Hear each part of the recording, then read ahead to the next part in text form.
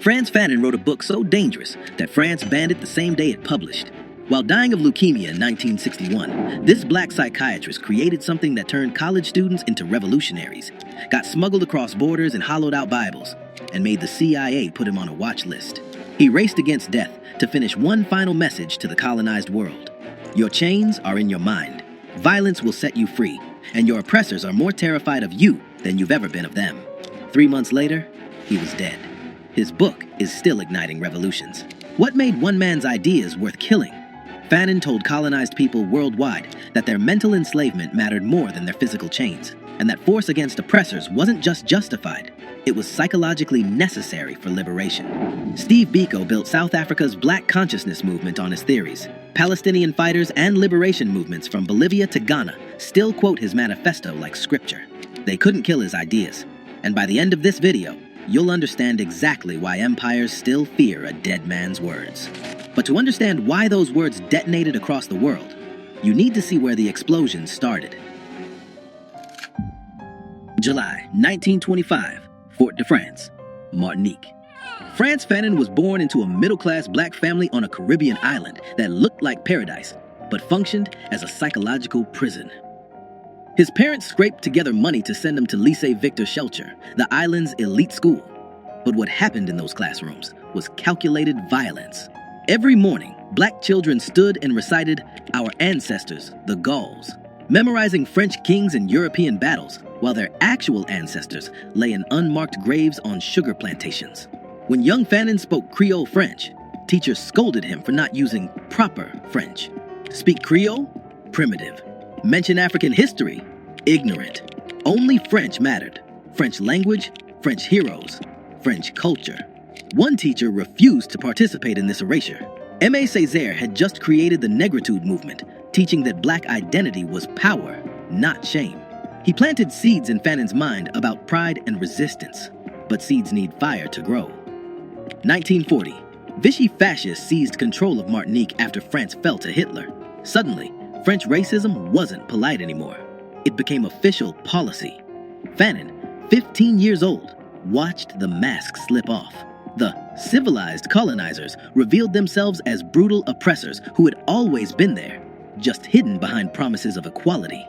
Fanon was 15 when he watched French civilization reveal its true face. 2 years later, he volunteered to die for it. At 17, Frantz Fanon joined the Free French Army in 1943, believing he was fighting for liberty and human dignity. He fought in the forests of Alsace, took shrapnel near Montbéliard, earned the Croix de Guerre for courage under fire. French officers pinned medals on his chest, then barred him from their mess halls because of his skin color. When Germany finally surrendered, Charles de Gaulle ordered every black soldier removed from formations entering German territory. France's victory parade couldn't have black faces visible in the photographs. The men who bled for France had to watch from the sidelines as white soldiers took credit for their sacrifice. Fanon wrote his brother Joby from Europe, "I've been deceived, and I am paying for my mistakes. I'm sick of it all." That letter marked the death of one Frantz Fanon and the birth of another, a man who would spend his life diagnosing and destroying the psychological machinery of white supremacy. Before we continue with how Fanon transformed his rage into the most feared revolutionary text of the 20th century, if you believe these stories of black intellectuals who terrified empires need to be heard, subscribe to Black Stories Untold. We're exposing the thinkers they tried to silence and the truths they spent millions covering up. Now, back to the video. 1947. Fanon entered medical school at the University of Lyon to study psychiatry. In Lyon's hospitals, he treated North African immigrant workers, Algerian men suffering psychological breakdowns that French doctors diagnosed as proof of racial inferiority. Colonial psychiatrist Antoine Perrault published papers claiming Algerians had underdeveloped frontal lobes and were mentally primitive, medical degrees used to justify oppression. Fanon recognized what others refused to see.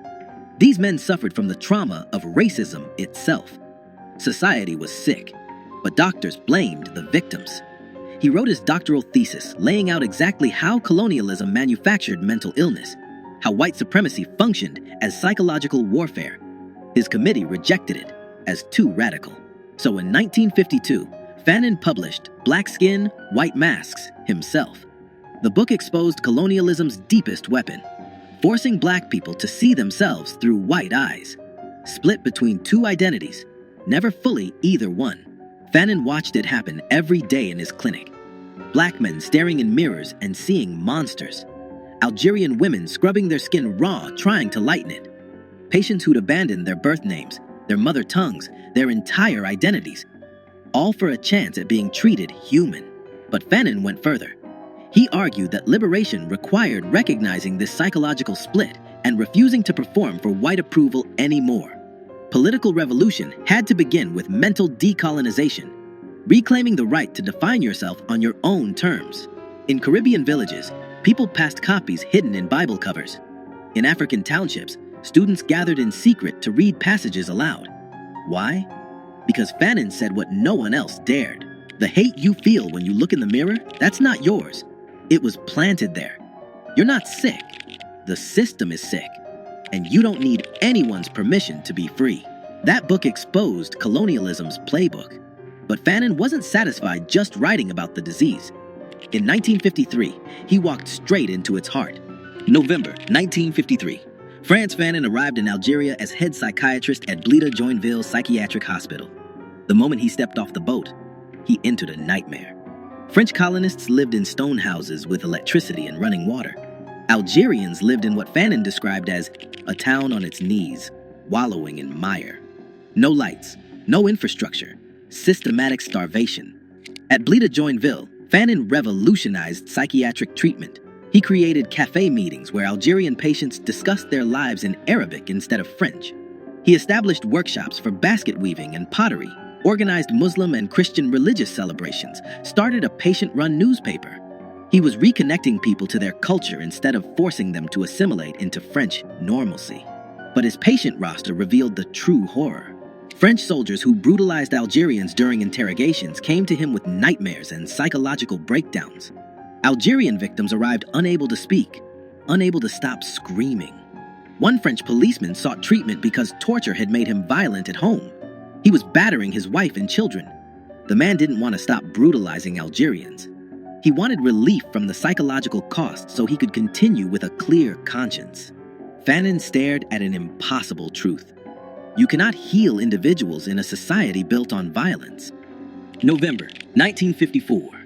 The FLN, or the National Liberation Front, launched coordinated attacks across Algeria, declaring war on French colonial rule. Frantz Fanon immediately chose a side. His hospital became a secret sanctuary. He treated wounded FLN fighters, hid weapons, provided medical cover for revolutionaries. By 1956, this impossible double life was destroying him.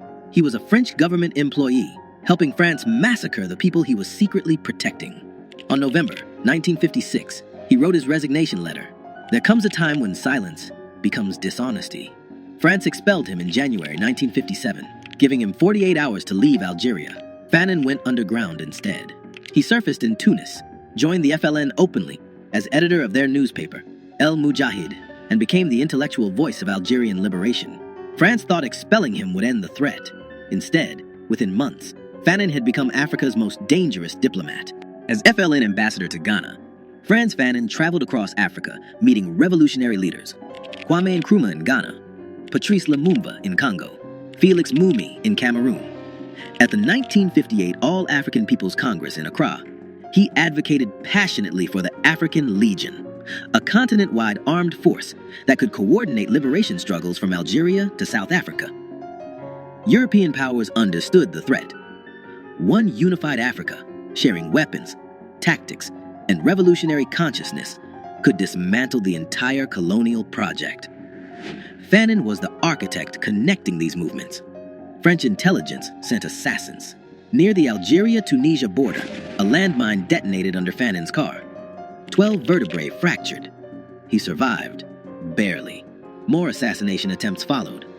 His body was breaking, but he kept traveling, kept writing, kept building networks of resistance. Then in December 1960, doctors diagnosed leukemia, months to live. Fanon's response? Raced death itself by dictating the most dangerous book ever written about colonialism. March through May 1961, Frantz Fanon lay in a Tunis hospital bed, dying, while his wife Josie sat beside him with pen and paper. For 3 months, through waves of pain, he dictated the wretched of the earth. Josie wrote frantically, capturing every word before the disease could silence him forever.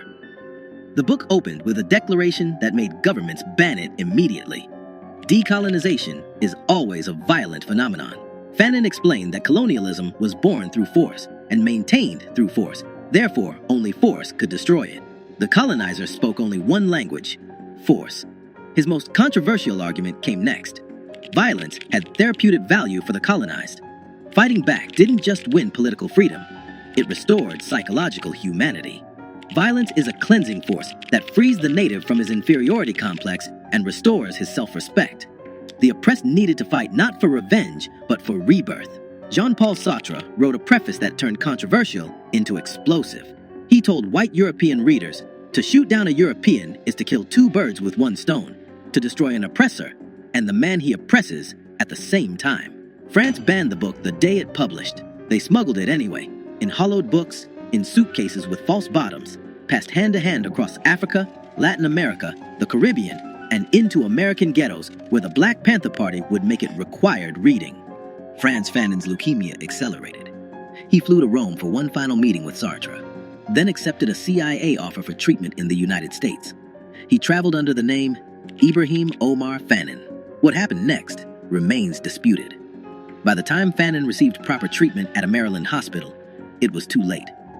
Double pneumonia set in. Some historians argue bureaucratic delays killed him.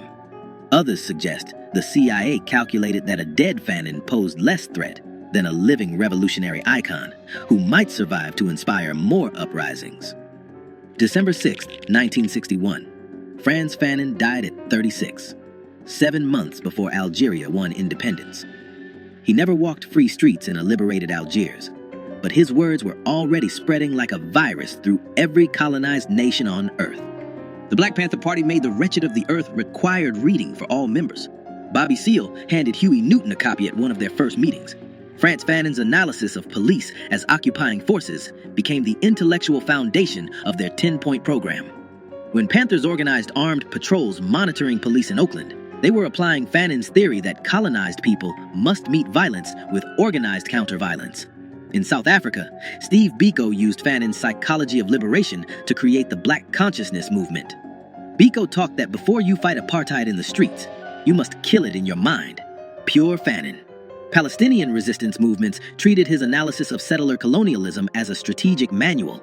From Bolivia to Iran to Sri Lanka, liberation fighters discovered that Fanon had diagnosed their reality decades before they lived it.